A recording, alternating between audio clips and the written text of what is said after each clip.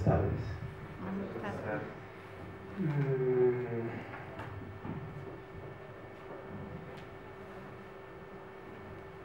Lo que quisiera hablar con ustedes en la tarde de hoy no es mi proyecto de grado de mi maestría en museología, en realidad es una reflexión que nació de ahí. Esa imagen que está ahorita en pantalla la tomé unos minutos antes de entregar el proyecto, porque recordé que en el año 2010 el museólogo John Simmons, que es un museólogo estadounidense muy importante en el medio de las ciencias naturales en América, era nuestro profesor de gestión y manejo de colecciones de la maestría en museología en la Universidad Nacional, y antes de que llegue el hermano voy a decir la verdad. Me preguntó cuál era el museo que menos me gustaba a mí. ¿Cuál es el museo que más odias? ¿Cuál es el que menos te gusta? John Simmons, muy amigo del hermano José Dizo, además. Yo no sabía. Entonces yo le dije así, muy atrevido, el museo que menos me gusta es el Museo de la Salle. Es un museo de ciencias naturales aburridísimo, yo realmente no sé, debería no estar. Entonces John Simmons, hermano, buenas tardes. Entonces John Simmons me dijo un poquito, como previendo lo que iba a pasar en el futuro, que sabes, tú vas a hacer tu proyecto de grado de ese museo que no te gusta. Y en efecto así sucedió. Él dijo que se iba a convertir en mi museo favorito, y tengo que confesarles que de todas maneras el Museo de la Salle no es mi museo favorito. Al final les voy a decir cuál es, realmente no es este. Pero lo que sí tengo que decirles es que tuve que comerme todas mis palabras de aquella vez al descubrir una cantidad de cosas interesantísimas aquí adentro. He escogido para el tema de hoy hablarles de la segunda resurrección del Museo Universitario Lasallista. Segunda resurrección porque este museo se ha muerto 2 veces, en 2 oportunidades. Ahora vamos a ver por qué y de qué manera. El año pasado, en el mes de noviembre, el Instituto Distrital de las Artes y de Artes programó un taller internacional de curaduría, un taller express, duró un par de semanas, y fui invitado a una de las conferencias centrales que fue hacia el penúltimo día del evento, y en esa conferencia se presentó la directora del Museo de Nueva York, una española museóloga también muy interesante, con un proyecto museográfico muy lindo, y hizo una interesante comparación entre lo que significa hacer un proyecto expositivo en el papel y en la vida real. Ella aseguró que el proyecto expositivo era como, o tenía la misma estructura que tiene la estructura de la novela policíaca. La novela policíaca tiene muerto, tiene sospechosos, tiene detective, tiene pistas. Y ella aseguró que el cadáver en cuestión era la exposición. El detective, el curador y el museógrafo, las pistas, las obras que se exhibían, por supuesto, y los sospechosos, los artistas que exponen. A mí me pareció súper apropiado pensar esa misma estructura para un museo universitario. Para una universidad es muy complicado tener un museo adentro, es un compromiso muy grande. Es como tener el cadáver ahí, más o menos, en el mismo sentido, por supuesto. Y el museo universitario resulta ser el cadáver de esta novela policíaca, en donde el detective es el público en realidad, y las pistas son las colecciones de ese museo, si las tienen, y los sospechosos, los actores de la comunidad académica, es decir, los estudiantes, los profesores, los directivos, todos son sospechosos de ese cadáver que tienen ahí dentro. A propósito de muertos, el Museo de la Salle murió 2 veces. La primera vez fue por una muerte fulminante, fue un asesinato, en 1948. Más adelante voy a contextualizarlos un poco más porque durante el Bogotazo, este lugar en el que nos encontramos ardió en llamas. Bueno, el día después del Bogotazo en realidad. Y la segunda fue una muerte, desde mi perspectiva como museólogo, más bien con una agonía larga, duró casi 20 años, del 88 al año 2000. Fue una muerte más bien natural, que le dio paso a una resurrección interesantísima de la que también hablaremos hacia el final de esta charla. Nuestra universidad no es una universidad que está acostumbrada a hablar de museología. Normalmente hablamos de museología dentro del Museo de la Salle y en algunos escenarios distintos al museo, pero no somos una comunidad académica acostumbrada a hablar de museología abiertamente como en otras universidades con museos universitarios dentro. A mí me gustaría de todas maneras, para aquellos que no tengan en este momento claridad en algunos de estos conceptos, dejarles un poco claro que museología y museografía son dos cosas completamente diferentes, y lo que yo les voy a hablar hoy es desde el punto de vista museológico y no necesariamente museográfico. La museología es ciencia, en realidad, estudia el problema del museo, y la museografía, por el contrario, es una técnica complementaria a la museología y se ocupa de un problema de representación de las ideas y de expresión de las ideas en el espacio. ¿Sí? Museología como ciencia y museografía como técnica en realidad. La museología tiene muchísimas vertientes, tiene muchísimas áreas de estudio en donde un museo universitario cabe perfectamente.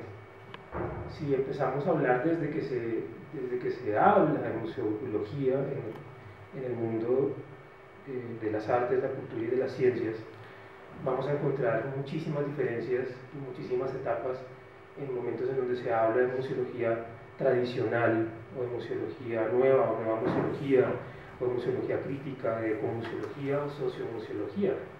En el primer caso, la museología tradicional, en donde el museo es el centro de atracción. Ahora, cuando les hable de la segunda vez que el museo se muere, van a saber a qué me refiero. En la museología nueva, o la nueva museología, muy de los años 80 y un par de décadas después, el público comienza a jugar un papel fundamental dentro de las diferentes actividades que desarrolla el museo. Ya deja de ser el museo y sus colecciones y sus actores los únicos protagonistas, y el público comienza a ser tenido en cuenta.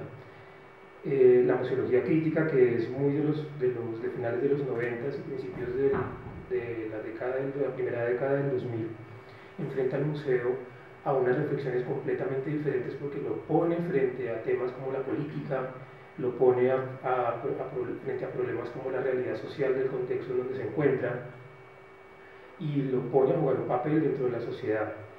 La ecomuseología es muy fácil sospecharlo, de hecho esta fotografía tiene un poco que ver con eso. Esa fotografía es en el Parque Arqueológico Piedras del Tunjo, que maneja algo del lenguaje museológico y museográfico en la manera como se comunican con su público. Y la ecomuseología obviamente se centra su mirada hacia el problema del patrimonio natural. Y muy recientemente la sociomuseología, que tiene una preocupación muy marcada frente a la manera como el museo se alía con comunidades y construye de la mano con esas comunidades conocimiento, nuevas maneras de patrimonio, identidad. Cualquier museo universitario podría caber dentro de estas características. El fenómeno del museo universitario es un fenómeno universal. Es tan importante que el ICOM, que es el Consejo Internacional de Museos, que tiene sede también en Colombia, crea en su momento el UMAC, que es el University Museums and Collections, que de alguna manera agrupa, convoca a las colecciones universitarias y museos que tienen alguna conexión con comunidades académicas. Y es importante en la medida en la que el museo universitario contribuye a la construcción del proyecto académico y del proyecto social que la misma universidad decide asumir. De hecho, algunos de esos museos universitarios dieron pie a muchos o algunos museos públicos muy importantes alrededor del mundo. En la imagen que estaba en este momento en pantalla se encuentra el Ashmolean Museum of Art and Archaeology de la Universidad de Oxford, que fue fundado en 1683, pensándose como un museo universitario con colecciones, con una colección donada pensada para apoyar el proceso de formación de estudiantes, pero que con el paso del tiempo se abre al público y se convierte en el primer museo público del Reino Unido. O tenemos nuestro propio caso nacional. El Museo Nacional de Colombia tuvo su origen con una intención abiertamente formativa. El Museo Nacional de Colombia se llamó primero Museo de Historia Natural y Escuela de Minería, y precisamente se encargaban desde ese escenario creado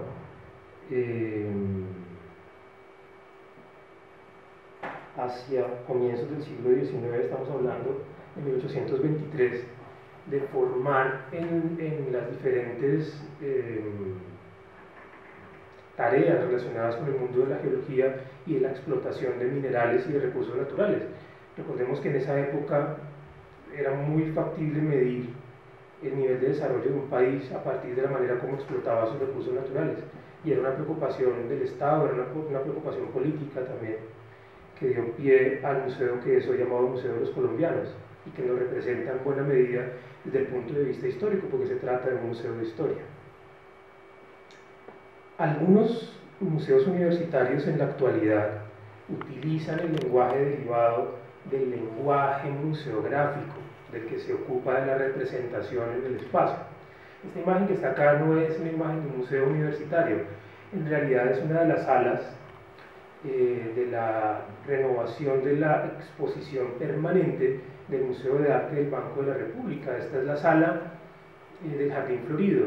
Es muy conocida porque en un mismo espacio se encuentran enfrentados dos momentos completamente opuestos del mundo de las artes. Por un lado están los diferentes retratos de monjas coronadas con flores, retratos coloniales, por supuesto, dispuestos en el espacio, y miran hacia una fotografía, que es la fotografía que está en la parte inferior, que es una fotografía de una artista serbia muy interesante que les recomiendo también ver, que se llama Marina Abramovic, y en donde ella está haciendo una representación de Santa Teresa de Ávila, volando, levitando en la cocina. ¿Qué hace Marina Abramovic dentro de una exposición de imágenes coloniales, ¿no? Se puede uno preguntar. El lenguaje museográfico y curatorial permite hacer este tipo de intervenciones tan inteligentes, en donde, por ejemplo, las flechas que están señalando el cuadro central las he puesto porque las caras de las monjas están agrupadas en las que miran a la izquierda y las que miran a la derecha, de modo tal que todas miran hacia la imagen central del espacio, que es la imagen de la fotografía contemporánea del artista serbia de la que les hablo. Este tipo de contraste los permite el lenguaje museográfico, por ejemplo, ¿sí? Y el museo universitario se apropia muchísimas veces de este lenguaje. Ahora más adelante también veremos imágenes en donde incluso aquí dentro de nuestra propia universidad lo hemos tratado de hacer. Esta es una imagen, por ejemplo, de la sala de exposiciones de la Universidad Jorge Tadeo Lozano, que es tal vez una de las salas de exhibición universitarias más dinámicas del sector en donde nos encontramos. Ellos están permanentemente en exhibición con exposiciones temporales, no solamente de artistas locales e internacionales importantes, de referencia fundamental para los diferentes programas académicos que ellos tienen dentro de la universidad. Aquí han expuesto temas de alta costura, temas de diseño gráfico, un tema o un conjunto de temas muy amplio, sino que también los estudiantes pueden exhibir su trabajo y sus procesos creativos ahí dentro, en montajes de altísima calidad, de impecable factura, curados, diseñados, muy bien hechos, apropiándose del lenguaje museográfico abiertamente. Siento a veces que hay como una similitud entre ambas imágenes, ¿no? Esta, por ejemplo, es una imagen de la Iglesia Museo Santa Clara, en donde hay una exhibición que estuvo expuesta al público en el año 2011, que se llamó Totalidad, en donde también el lenguaje museográfico les permitió poner en contraste un tipo de lenguaje artístico de una época enfrentado a otro completamente distinto. Muchas universidades en nuestra ciudad lo hacen. Por ejemplo, la Universidad Nacional de Colombia, de una manera muy hábil, muy exitosa en algunos casos, lo ha logrado a través de su sistema de patrimonio y museos, que es una figura que ellos crearon, desde mi punto de vista, muy inteligentemente, en donde agrupan los diferentes museos y colecciones de todas las facultades de la Universidad Nacional en todas sus sedes del país. Y utilizan este espacio que es en el claustro de San Agustín, justo detrás de la presidencia, muy cerca también a nuestra universidad, en donde están permanentemente en exhibición o están rotando permanentemente las colecciones de estas facultades, pero asociadas a los proyectos de investigación de sus profesores. Entonces, un profesor puede postular su proyecto de investigación al sistema de patrimonio y museos para que el sistema produzca una exhibición de su trabajo que es teórico. Supongamos que es un profesor que ha realizado su tesis doctoral en Derecho y es una tesis pues, absolutamente teórica, escrita, etc. Y el sistema de patrimonio y museos está en la capacidad de llevar esto a un lenguaje gráfico y de ponerlo en términos museográficos, apropiándose, por supuesto, del lenguaje que la museografía y la museología les permite. Y esto siempre aliado a las diferentes colecciones que ellos tienen en su poder. Es decir, un proyecto de investigación se puede exhibir, pero al mismo tiempo se alía con alguna de las colecciones que tenga, por supuesto, algún tipo de relación, y la exposición se da con muchísimo éxito también. Lo han hecho con diferentes temáticas que van desde la arquitectura hasta la ingeniería civil, el derecho, muchísimos temas interesantes que están permanentemente en rotación. Y tal vez lo que resulta en ellos muy interesante como aglomerador de los museos de su universidad es que pueden llevar estas producciones a itinerar por diferentes partes de Colombia, en exhibiciones itinerantes fáciles de transportar, muy fáciles de imprimir en diferentes lugares y condiciones del país, y además con una calidad gráfica y museográfica pues, de muy buen nivel. Nosotros en la Universidad de La Salle lo hemos intentado en diferentes momentos, el museo también, el Museo de La Salle, por supuesto. Esta, por ejemplo, es una imagen de una exhibición académica de la facultad a la que yo pertenezco, la Facultad de Ciencias del Hábitat, en donde tendríamos dos posibilidades: poner los trabajos de nuestros estudiantes sobre mesas o apropiarnos del lenguaje museográfico en serio y montar una exhibición diseñada, digna, en donde sus trabajos se ven con un perfil completamente diferente y en un lenguaje que les permite a ellos entender que el trabajo que desarrollan puede ser leído de una manera inteligente e importante. El Museo de La Salle también lo ha hecho en otros escenarios y no precisamente con exhibiciones de ciencias naturales como uno esperaría. Esta, por ejemplo, es una exposición de arte contemporáneo, producida por el mismo museo, patrocinada por el museo también, y montada en un espacio súper insospechado que es el coro de la iglesia de la sede de Chapinero. Entonces, fíjense que de diferentes maneras cualquier institución puede apropiarse de esos lenguajes y producir o divulgar todo el conocimiento que conjuntamente los diferentes actores de la comunidad académica producen. Eso tan importante es lo que puede suceder en un museo universitario. Puede suceder esto y puede suceder muchísimas cosas más, porque el museo como actor dentro de la comunidad académica puede jugar muchísimos más papeles en el mundo de la investigación, por ejemplo, en el mundo de la divulgación, en el mundo del diseño también. O sea, tiene muchísimas posibilidades. Pero, como tenemos que volver y vamos a tratar de hacer un repaso muy breve por lo que sucede con este museo desde que se inaugura hasta que muere por primera vez. Nuestro museo es un museo que nace en 1948 y es una fecha muy importante para nuestro país porque está muy cerca de la llegada de los hermanos de las escuelas cristianas, que es Congregación Religiosa Masculina Europea, francesa, con la llegada a América y con la llegada a nuestro país, por supuesto.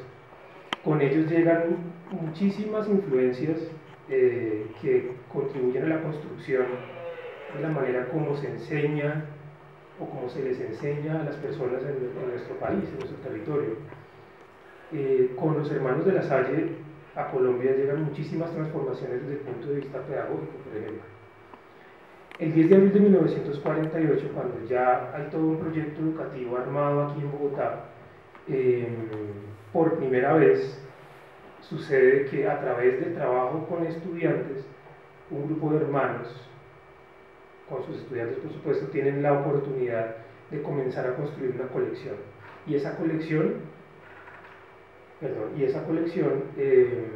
se instala en el segundo piso del que en aquella época se llama la Escuela de San Víctor, que podía tardar aquí el resto de la tarde y de la noche hablándoles del tema, pero creo que el profesor Fernando, que lástima no está aquí porque le iba a declarar que yo era su fan, después de que lo vi en esa intervención tan increíble que hizo a propósito de la celebración de los 100 años del herbario, en donde nos contó la historia del museo en 20 minutos y delicioso además. Pero yo lo traigo en este momento a colación porque es importante que tengamos en cuenta que el museo que muere por primera vez no es un museo que se construye en 1 o 2 años, y que es un trabajo amplísimo, y es un trabajo con una dedicación y con un nivel de paciencia y de construcción paso a paso muy importante. Estas colecciones que se construyen y que se instalan en la Escuela de San Víctor son utilizadas también por los hermanos, obviamente como material, no solamente de investigación y luego de divulgación, sino también como material en los procesos de aprendizaje de sus estudiantes. Hay que tener en cuenta que el hecho de tener un museo universitario dentro de aquel entonces Instituto de La Salle, bueno, no era museo universitario, en realidad era un museo de ciencias dentro de la institución, dio pie para la aparición de muchísimos proyectos que no solamente vieron la luz, sino que además se catapultaron a la institución como tal. Por ejemplo, el boletín del Instituto de La Salle, que es una publicación fundamental si se quiere hablar de ciencias naturales en Colombia, y es una producción obviamente liderada por los hermanos de las escuelas cristianas y hecha aquí en el lugar donde nos encontramos. O por ejemplo la aparición de la Sociedad de Ciencias Naturales, o como veremos más adelante, la aparición de la misma Universidad de La Salle, que por este tiempo está celebrando, o está en el marco de la celebración de su aniversario número 50, si mal no estoy, y estamos todos muy felices por la celebración, pero es importante que no se nos olvide quién fue primero, y que el museo es mucho más antiguo, claro, y que tiene también cosas muy interesantes que contar a propósito de ese aniversario.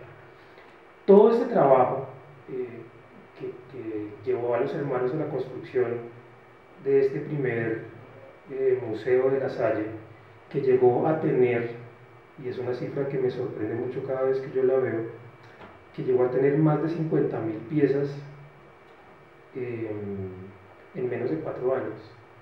Estamos hablando de una cifra muy significativa. Vio su primera muerte el 10 de abril de 1948, cuando muere por primera vez. Esta imagen que está acá es una imagen famosísima que la hemos usado todos en muchísimos contextos diferentes y que seguramente le ha dado la vuelta a muchos estudiosos de este tema, y es una imagen que para mí resulta bastante tremenda, porque en una noche pues se acabó un proyecto que tardó años construir. Las personas que están aquí en este momento en la sala, en su mayoría son actores del Museo de La Salle, y ustedes saben lo que significa trabajar con una colección, saben lo que significa construirla, colectarla, ponerla en las condiciones que se requieren. Es decir, hay un trabajo y hay una dedicación aquí detrás de todo esto tan importante que resulta bastante chocante ver una imagen de estas y pensar, pues bueno, en el momento del incendio, el fundador o los hermanos colaboradores y todas las personas que tuvieron que ver con esto, bueno, si bien corrían por sus vidas, de todas maneras, ¿qué pudieron pensar mientras veían que el museo se incendiaba, ¿no? Y ver que su trabajo se perdía, y esta escena tan terrible y esta primera muerte pues no deja sino ruinas, por supuesto. Pero a mí me parece que en algún momento leí, yo lamentablemente no soy religioso porque no me aceptaron, pero en algún momento recuerdo aquellas lecturas a San Agustín, que decía en alguna de sus reflexiones que el fuego tiene la capacidad de purificar el alma, y de todas maneras este episodio tan dramático sí sirvió de alguna manera para purificar algunos procesos y almas seguramente de muchísimas personas. En este incendio se perdieron más de 13.000 ejemplares de colección, más de 13.000. y estamos hablando de la pérdida total de la colección de la biblioteca y el archivo de aquella época.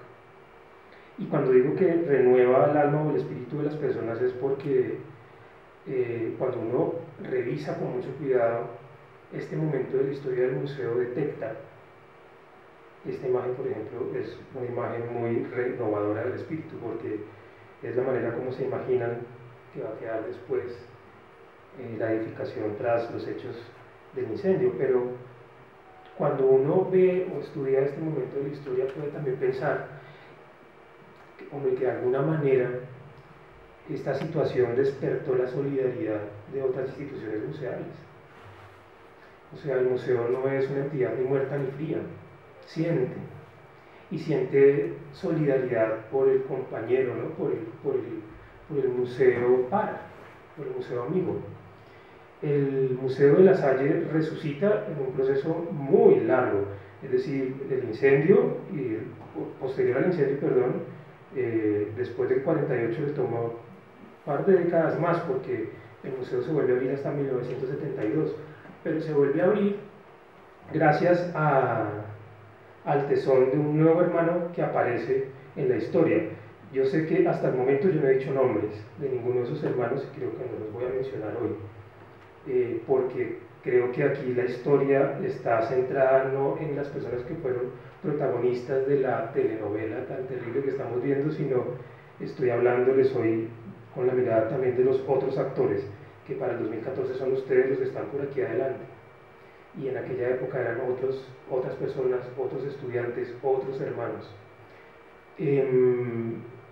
Este proceso de resurrección no se dio únicamente por la tenacidad de una sola persona. Voy a hacer trampa, en este momento tendría yo que hablar del hermano Nicéforo, que fue el que le puso el pecho a la situación en ese momento y dijo, bueno, hay que levantar el museo como sea, y se pone a trabajar desde el día siguiente del incendio, a recoger escombros, por ejemplo. Pero hay que tener presente que también, si bien es cierto que su trabajo fue muy importante, el trabajo de la gente que lo apoyó fue muy importante, también fue clave la solidaridad de otros museos y de otras instituciones que hicieron donaciones y contribuciones para que la colección volviera a tomar forma. Y es una de las razones por las cuales nuestro museo tiene piezas de diferentes partes del mundo y podemos ver en nuestra colección objetos, bueno, especímenes tan interesantes. Sí, la solidaridad por un lado y también por el otro lado nuevamente la tenacidad, porque vuelven a aparecer expediciones, porque hay que hacer colecta nuevamente, porque hay que levantar el museo a pesar de la terrible situación por la que están pasando. Esta imagen, por ejemplo, seguramente hoy la estoy utilizando un poco por intuición.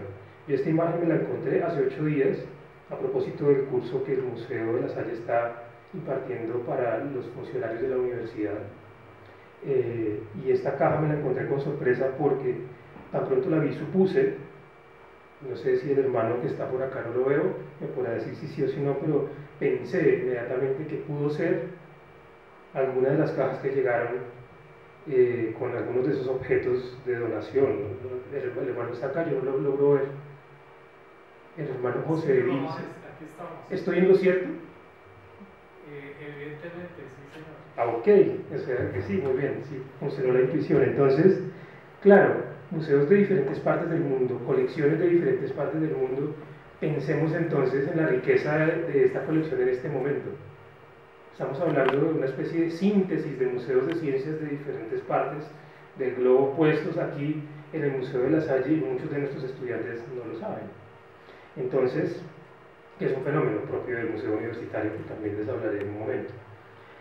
El museo, después de todo este proceso, que parece fácil contarlo, pero tarda un montón de tiempo, en 1972 vuelve a abrir sus puertas al público en una inauguración muy importante, donde el presidente Pastrana estuvo presente, por supuesto, con un discurso muy conmovedor que podemos ver en uno de los boletines del Instituto de la Salle, en donde reconoce públicamente a la nación, frente a la nación, el trabajo tan interesante que hacen los hermanos en nuestro país, la importancia de su trabajo para el desarrollo de las ciencias naturales en Colombia. lo fundamental que resulta para el estudio de las ciencias la existencia del boletín como catálogo de la biodiversidad del país. Y este tal vez es uno de los momentos dorados del Museo de la Salle en su primera resurrección. Yo siento que aunque el proceso fue largo, tuvo un justo nuevo comienzo, ¿no? Muy reconocido a nivel nacional. Y parte de lo que vieron en ese momento, en esa reapertura, aún lo podemos ver en diferentes espacios del que es hoy el Museo de la Salle, que hablan un lenguaje completamente diferente. ¿Qué sucede? Esta imagen se ve muy clara, ¿no? Se ve perfecta porque no se lee nada, pero aquí sí la voy a leer. No sé si ahí se alcanza a ver, no, tampoco. Bueno, esta imagen, donde se encuentran los puntos, tiene algunos textos que señalan los diferentes momentos que en algún instante del estudio que yo estaba desarrollando traté de ubicar al museo. Para mí el museo siempre ha sido un actor.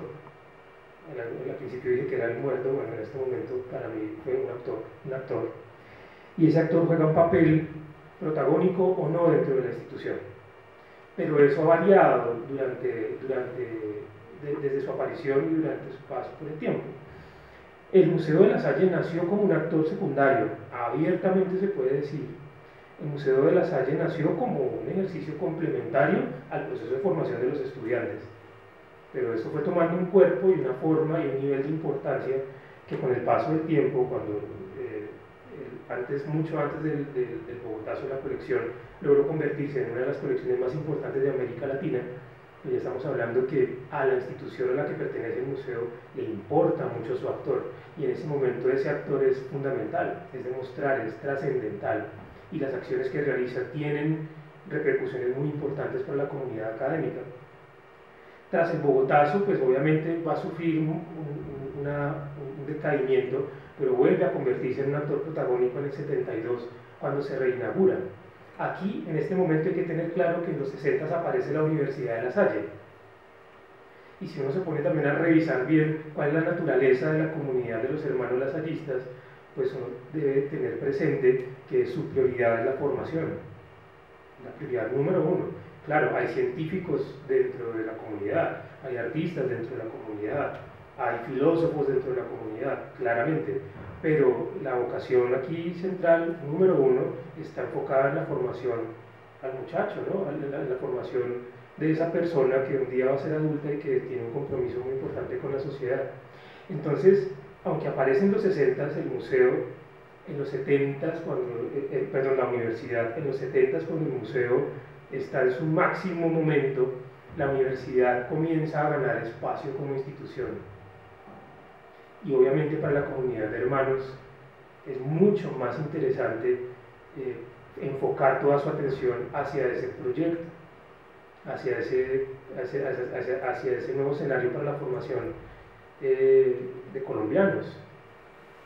Y claramente el museo comienza a ceder un poco de ese terreno, si lo vemos desde el punto de vista institucional.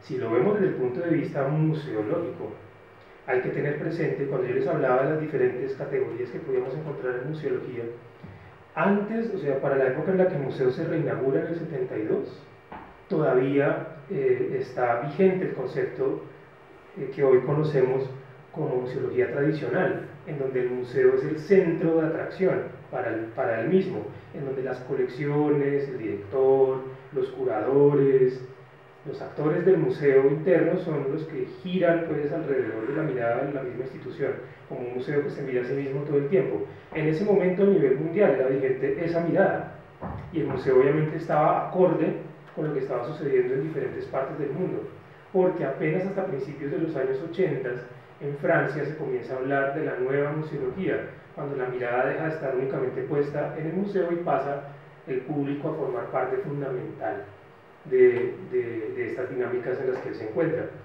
Entonces está perfecto, en el 72 cuando se reinaugura, acorde desde el punto de vista museológico, acorde desde el punto de vista institucional, pero la universidad también comienza a ganar pues muchísimo terreno.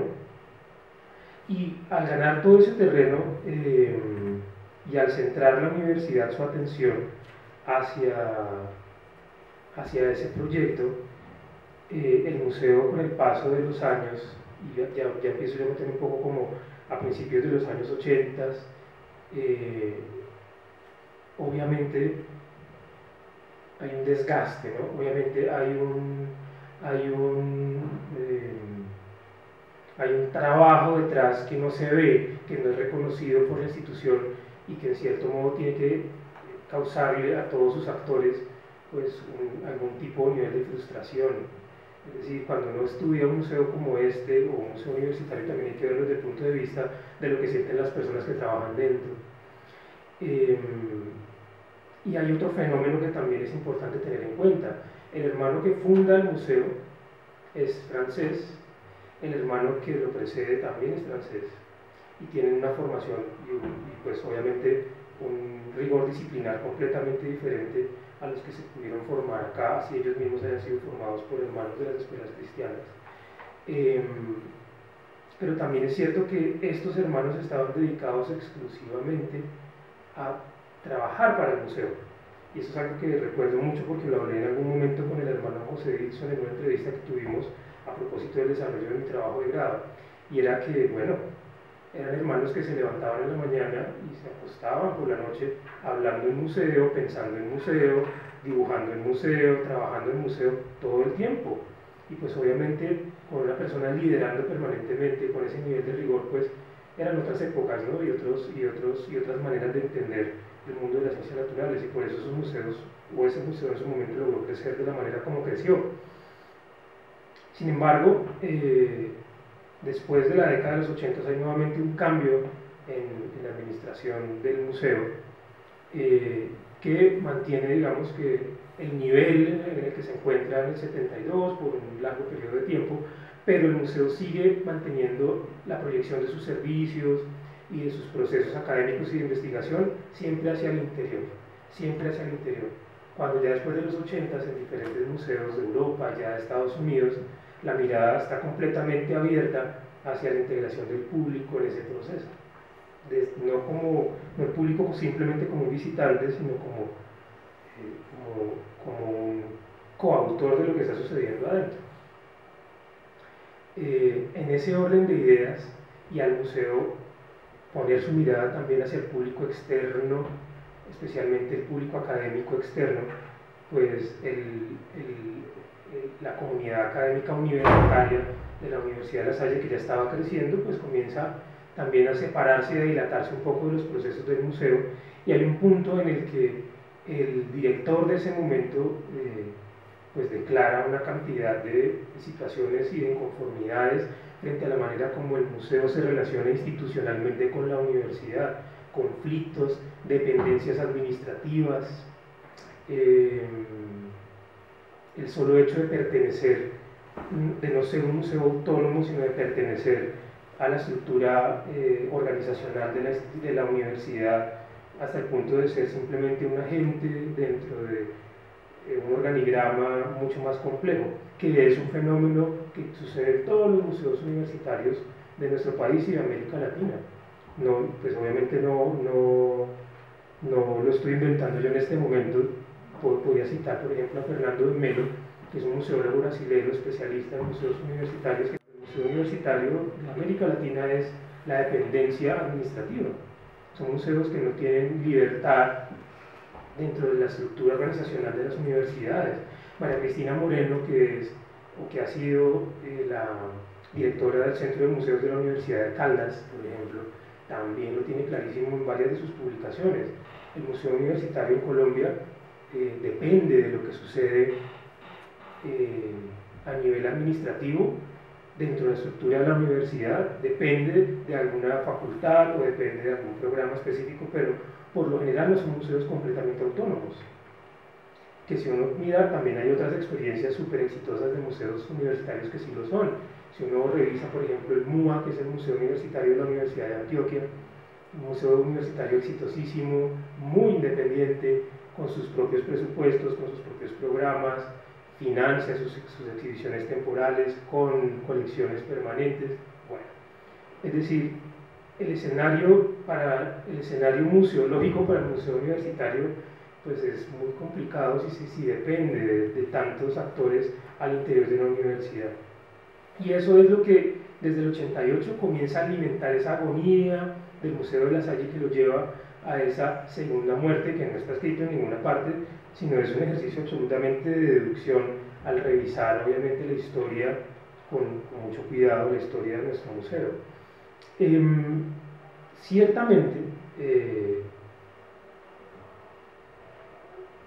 si vamos a seguir hablando de cambios en las administraciones, todos sabemos que el cambio del líder que administra la institución, llámese como se llame en este momento museo, también influye muchísimo en la manera como las instituciones reaccionan ante esos cambios. Entonces, hacia comienzos del año 2000, nuevamente aparece un cambio en la administración y con este cambio, una nueva manera también de entender la responsabilidad que tiene el museo dentro de la universidad y la manera como se relaciona con ella. Y comienza en ese momento una segunda etapa de resurrección, una nueva etapa en la que se restablece o se renueva lo que el museo pretende o ha pretendido siempre ser frente a su comunidad académica. Si bien es cierto que hacia el 88 y hasta antes del 2000 había poca autonomía, el lenguaje museográfico del museo se había sostenido como quieto en el tiempo por muchísimos años y aún todavía conservamos parte de ese lenguaje en la exhibición permanente y todavía no somos un museo autónomo, ¿no? Del todo, estamos en el proceso. Hay que tener muy presente y hay que reconocer que lo que está sucediendo desde que comienza la década del 2000, la primera década del 2000, lo que está pasando en la actualidad es realmente transformador para la institución, renovador. Y parte de los que están aquí sentados hoy están haciendo su papel y haciendo su aporte para que eso suceda. La primera cosa que, aunque parezca superficial tenerlo presente, pero a mí sí me parece muy importante porque soy arquitecto, es que los primeros cambios sucedieron en el museo pensando en el bienestar de las personas que trabajaban dentro. Si en este momento no tengo fotografías para hacer comparaciones porque no se trata de eso, pero cuando uno se fija bien en las fotografías del museo antes del año 2000 o 2003, 2004, el escenario en el que trabajaban los actores del museo pues eran completamente distintos a los que conocemos hoy, eran otras condiciones diferentes que seguramente podrían influenciar hasta en el estado de ánimo de las personas que trabajaban ahí dentro. El solo hecho de tener un lugar para trabajar difícil desde el punto de vista espacial complica los procesos dentro del museo y eso al final se ve reflejado en la personalidad de la institución museal. Transformaciones tan elementales, por ejemplo, como levantar todo un piso, quitar toda la colección permanente de todo un piso que se encontraba en exhibición, con todo y lo polémico que eso resulta pensarlo, porque estamos hablando del patrimonio natural pues, y del patrimonio científico lasallista, científico y cultural lasallista, por un tema de prevención, de conservación preventiva, o sea, tener en cuenta esos detalles tan interesantes y que parecen mínimos, pero que ejecutarlos son titánicos. Mover toda una colección permanente de un piso y llevarlo a un depósito es todo un lío, logísticamente hablando. Científicamente hablando, no lo sé porque no hago parte del mundo al que ustedes sí pertenecen, pero también sospecho que es una complicación, profesionalmente hablando, muy grande. Ese tipo de pequeñas manifestaciones, entre comillas, fueron construyendo el terreno para que el museo resucitara por segunda vez. Si uno se fija con mucha atención durante la semana, si uno revisara, por ejemplo, semanalmente las personas que visitan el museo, el tipo de público que el museo tiene en la actualidad, o que en ese momento comenzó a tener, pues va a descubrir que hay un ritmo que se repite, ¿no? Estudiantes de formación básica primaria, estudiantes en proceso de formación de secundaria, algunos estudiantes universitarios que reiterativamente están presentes dentro de nuestro museo, y hay una razón detrás de eso, por supuesto, pues muchísimas razones. pero en parte está dada también por la manera como el museo comienza a transformarse desde adentro, espacialmente hablando. El solo hecho que comiencen a existir espacios como el que estamos viendo en este momento en pantalla, en donde las colecciones están organizadas pues, dentro de unos estándares y unos rigores que permiten la conservación de las piezas, que permiten su estudio con muchísima facilidad. Por ahí vi entrar al hermano que está en esta foto hace un par de minutos, o tener las colecciones en líquido, aprendí hace 8 días, ¿no? O tener las colecciones en líquido en la manera como se encuentran hoy, que cualquier persona familiarizada con este tema pueda venir y hacer procesos de investigación con las colecciones del museo, porque el museo tiene clarísimo la manera como protege su patrimonio, pues también me parece muy relevante dentro de este proceso de resurrección. Ahora, o el herbario, ¿no? Por ejemplo, que cumplió 100 años el año pasado, y ese sí es mi espacio favorito del Museo de la Salle, tal vez porque no he podido ver todo lo que hay tras las puertas. La curiosidad es lo que más me tiene a mí siempre atento a lo que está pasando allí, pero el solo hecho de ver estos pequeños cambios que se van aglutinando y que van permitiendo que el museo se redinamice es lo que le hace a uno pensar que el museo en efecto está resucitando por segunda vez. Lo estoy diciendo desde el punto de vista ahora técnico, pero si lo vemos desde el punto de vista museológico, también hay una segunda resurrección, porque en este momento el Museo de la Salle ya no se mira a sí mismo como en los 80s o en los 90s. Ahora el Museo de la Salle involucra a otros actores. Dentro del museo trabajan estudiantes de la universidad y estudiantes de otras universidades. Permanentemente está siendo visitado por estudiantes de diferentes colegios e instituciones de Bogotá. Su lenguaje ha dejado de ser exclusivamente de puertas hacia adentro y ha comenzado a explorar otras maneras de entender la museología.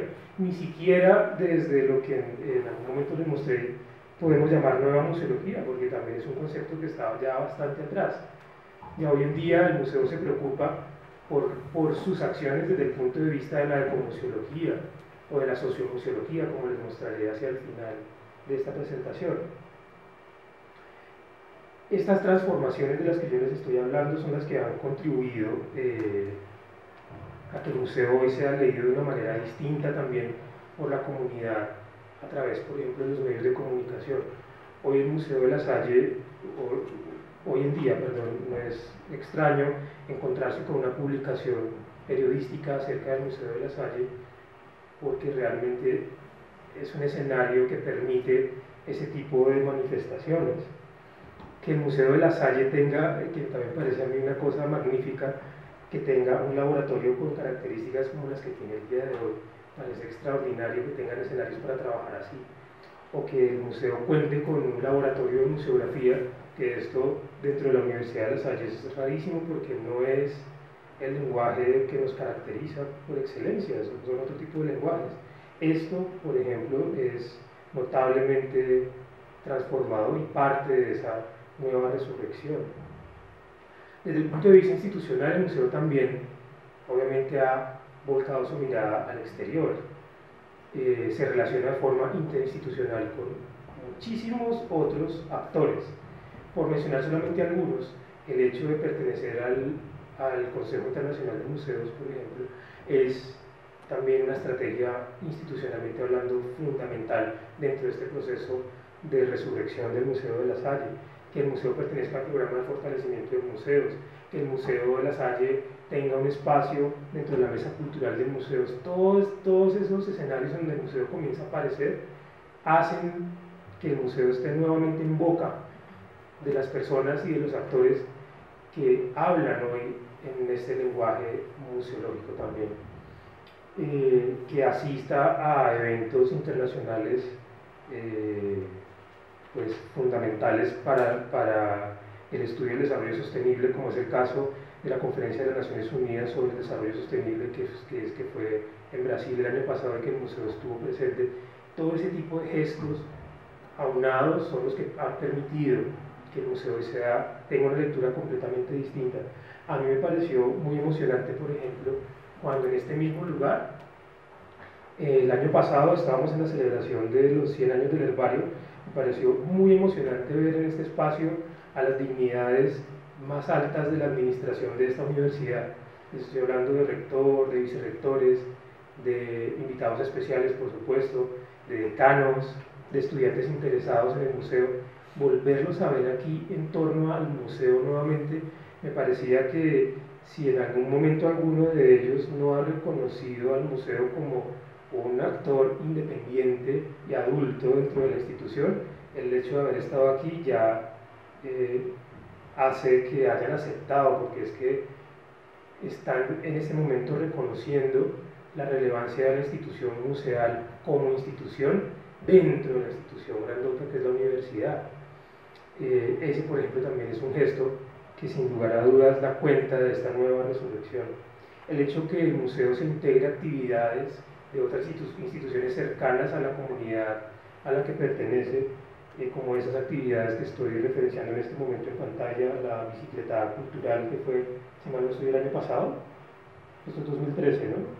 Sí.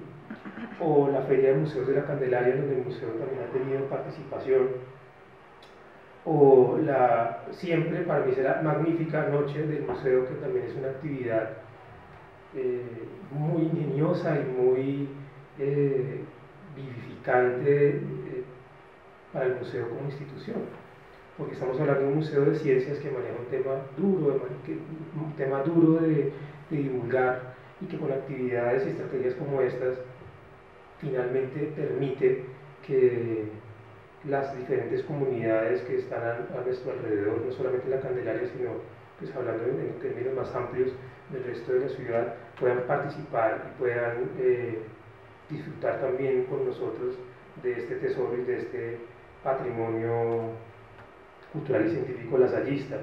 Gestos como las exhibiciones temporales, que yo sueño con que esto suceda al menos 2 veces al año en nuestro Museo de La Salle, ya se dan desde hace un muy buen rato.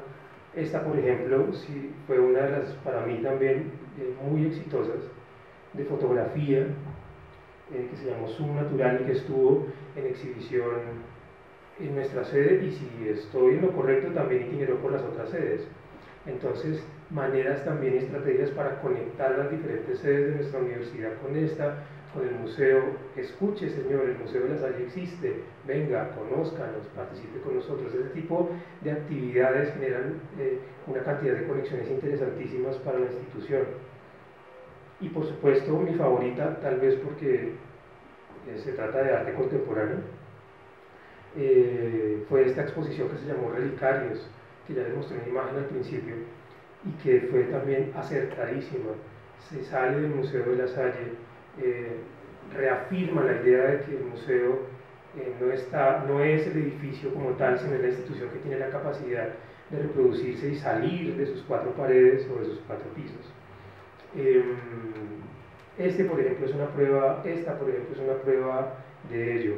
Esta exhibición de arte contemporáneo, que de alguna manera también fue conectada con lo que sucedía al interior del museo, con su historia o con sus colecciones, estuvo presente por una temporada en la capilla de nuestra universidad, en un lenguaje museográfico que, si ustedes lo ven en este momento, pues es absolutamente contemporáneo y acorde con lo que está sucediendo en muchísimas partes del mundo y en nuestro país, solamente desde el punto de vista museográfico, y si lo vemos desde el punto de vista museológico también. Entonces es un lenguaje renovado, y es un lenguaje que sin lugar a dudas le va a permitir seguir creciendo. Yo en algún momento también consideré que el museo, como los demás actores de nuestra universidad, necesariamente tiene que enfocar su mirada hacia el proyecto Utopía, que para los que se encuentran acá y no lo conocen es tal vez el proyecto más ambicioso que ha tenido la universidad, si se puede hacer la comparación, desde resucitar por primera vez el Museo de La Salle en el 72. Para mí este es más o menos de ese tamaño o más grande. Es un proyecto interesantísimo porque, como ellos mismos lo describen, es un laboratorio de paz puesto en el corazón más tremendo de uno de los sectores más violentos de nuestro país.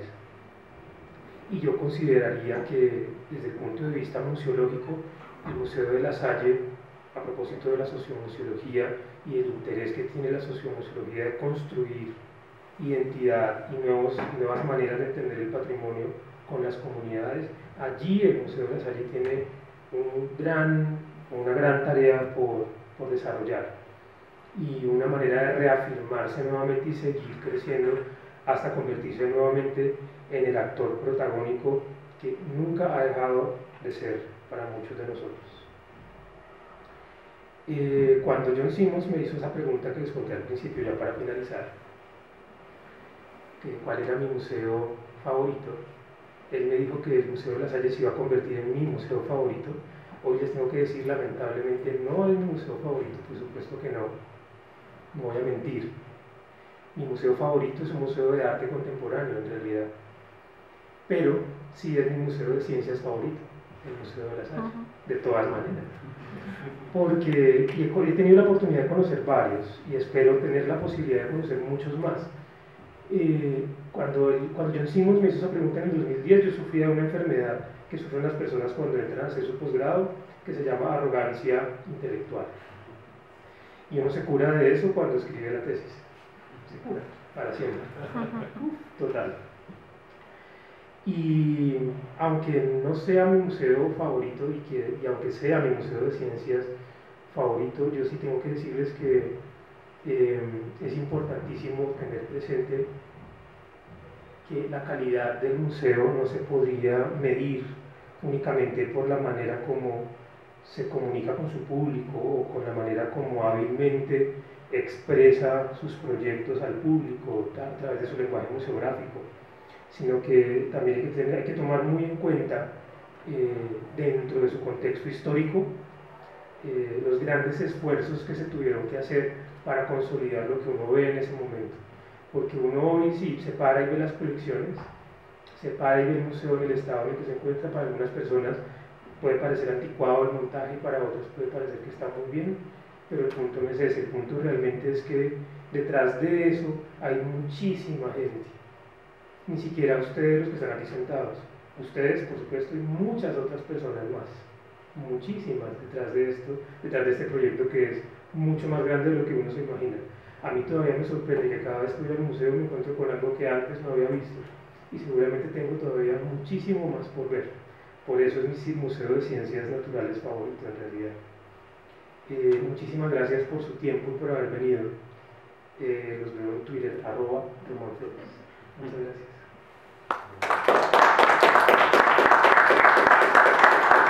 Si hay alguna pregunta, este es el momento.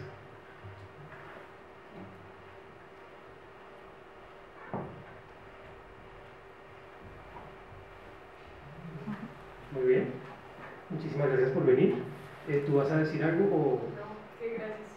Ok, muchísimas gracias por venir. Por favor, pendientes de la programación del Museo de la Salle en nuestra página web, que es museo.lasalle.edu.co.